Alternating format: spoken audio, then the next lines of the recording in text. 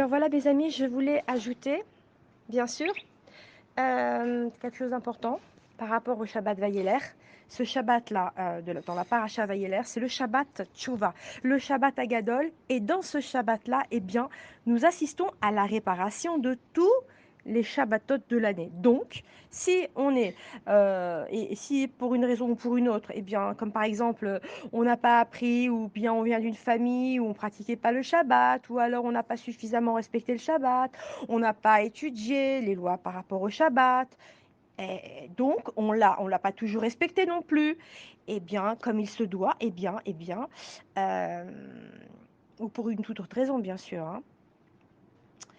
Eh bien, moi, je vous invite à cet effet-là, bien sûr, et je vous dis, ce Shabbat, soyons prêtes toutes, parce que ce Shabbat répare tous les Shabbatot de l'année. D'accord? Alors, vraiment, vraiment, on va être scrupuleuse. On va s'efforcer d'aller à la synagogue. D'accord? On n'a peut-être pas l'habitude d'y aller le matin. Eh bien, on va essayer d'y aller dès Shacharit, la prière du matin. D'accord? Et si vous pouvez en tout cas essayer d'ajouter le moussaf, ce sera encore super bien. Très important d'aller donc aussi à Mincha et pourquoi pas à Arvit, puisque ça vient réparer tous les Shabbatot de l'année. Alors ce Shabbat, oui, c'est l'occasion et c'est pour cette raison que je vous invite vraiment à faire cet effort et c'est très important parce que Hachem, il nous aime. Voilà, c'est dit. Hachem, il nous aime. Et que nous soyons méritants de passer des fêtes dans la plus grande proximité avec Hachem, dans la joie, et de voir Mashiach Tzidkenu eh bien, euh, se montrer, bien sûr, tout de suite. Bezrat Hachem. Et encore une autre chose très importante par rapport à la tchouva, le Midrash nous rapporte que si une personne a fauté, que doit-on faire? Eh bien, la Torah dit que, eh bien, il faut que cette personne apporte un korban. Alors, on a demandé, donc, ça, c'est ce que dit la Torah.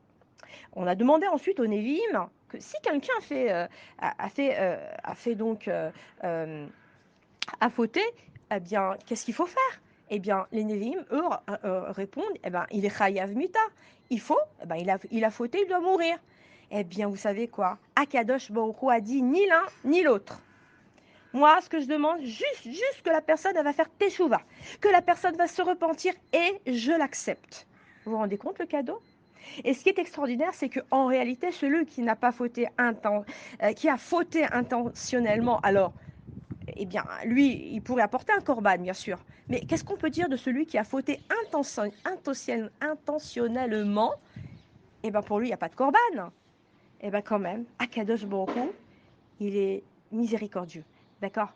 Et il nous demande, eh bien, il nous demande à nous de faire le premier pas, d'accord? Dans l'année, donc, Ani, les Dodi. Donc, on fait le premier pas.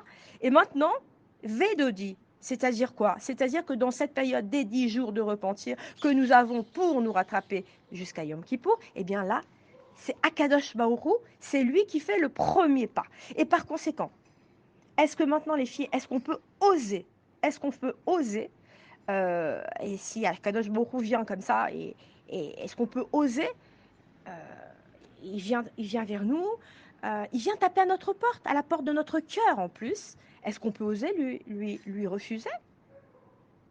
Alors qu'il nous a donné la vie, alors qu'il nous donne la parnassa, alors qu'il nous donne à manger, alors qu'il nous a donné des parents, des enfants, et j'en passe. Alors, ça s'appelle une faute de lèse-majesté, de ne pas faire tchouva lorsque le roi vient à ta rencontre. Alors maintenant, on va rappeler, c'est quoi la tchouva? Alors, il y a trois choses.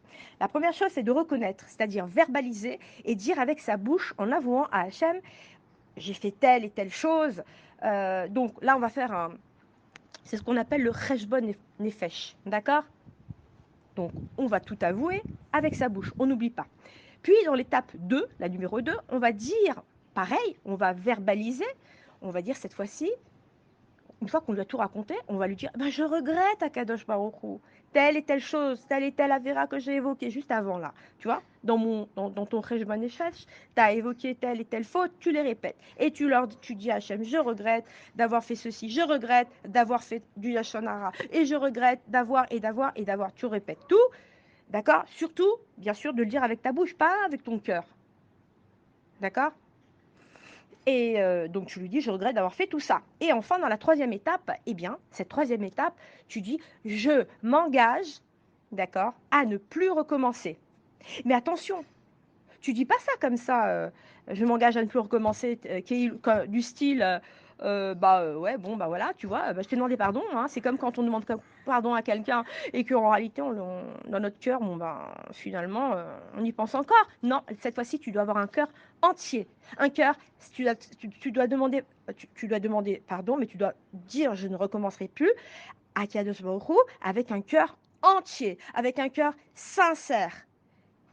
D'accord? Et j'allais même vous dire, il est fort probable que vous ayez des larmes, tellement vous allez ressentir que vous êtes sincère. C'est ça la sincérité. Les larmes, elles vont te monter.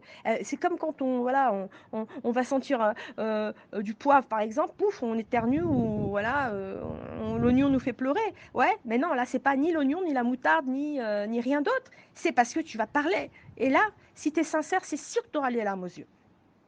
D'accord? Parce que si tu es sincère, ça se verra. D'accord? Tu vas pas parler comme si, comme quand tu vas faire une récitation, d'accord? Donc c'est pas la même chose quand tu vas et Hachem de toute façon il sonde ton cœur et tes reins, donc il saura, d'accord? Donc tu peux pas le rouler Hachem, d'accord? Tu fais comme ça et pareil dans ta tfila et dans ta tzedaka parce que bon, c'est bien de dire: «Voilà, je fais aussi la tfila, tu as vu Hachem, j'ai prié, tu as vu Hachem, j'ai fait la tzedaka» et voilà, comme si que tu vas te débarrasser de ce qu'il faut faire. Mais non, pas du tout, c'est la même chose et d'ailleurs dans la Neila, on dit bien, Hachem nous dit bien: «Faites tchouva, faites tchouva, faites tchouva». Pourquoi? Pourquoi vous faites pas tchouva? Pourquoi vous voulez mourir? Pourquoi vous voulez que je vous punisse? Faites tchouva. Regarde, je te tends la main. Allez, fais tchouva. Je t'aide à faire tchouva. Allez, regarde, appuie-toi sur ma main, appuie-toi vers moi. Je fais, dis-moi que tu veux faire tchouva. Alors quoi, quand le roi te tend la main, eh bien tu dois accepter. Si maintenant je te fais un cadeau, on te fait un cadeau, tu vas le refuser? Ben non, c'est pareil.